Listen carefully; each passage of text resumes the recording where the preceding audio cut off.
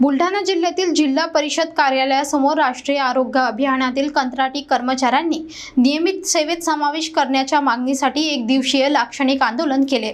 मागण्या मान्य न झाल्यास 15 जुलैपासून बेमुदत संपाचा इशारा देण्यात आला आहे।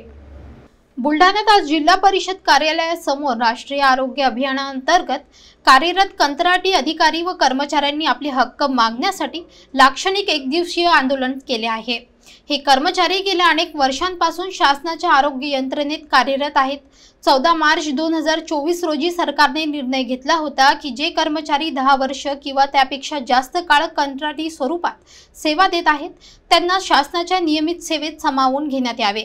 मात्र या निर्णयाला 1.25 वर्ष उलटूनही अजून अंमलबजावणी झालेली नाही। त्यामुळे अनेक कर्मचाऱ्यांनी आंदोलनाचा मार्ग स्वीकारला। आजच्या आंदोलनात जिल्हाभरातून आलेल्या शेकडो कर्मचारी सहभागी झाले होते। त्यांनी वेतनवाढ, सेवा स्थायीकरण आणि इतर लाभांसाठी शासनाकडे जोरदार मागण्या केल्या।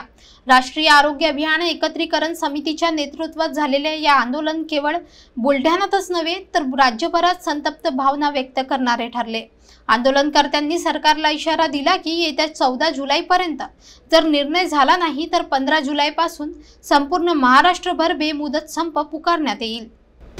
जर 10 तारखेपर्यंत 14 तारखेपर्यंत आमच्या आंदोलनाला कोणताही रिस्पॉन्स प्रशासनाने दिला नाही तर येत्या 14 जुलैपासून हे सर्व कंत्राटी कर्मचारी मुंबईच्या आझाद मैदानावर बेमुदत आंदोलन करतील असं सुद्धा या निवेदनामध्ये आम्ही नमूद केलेलं आहे।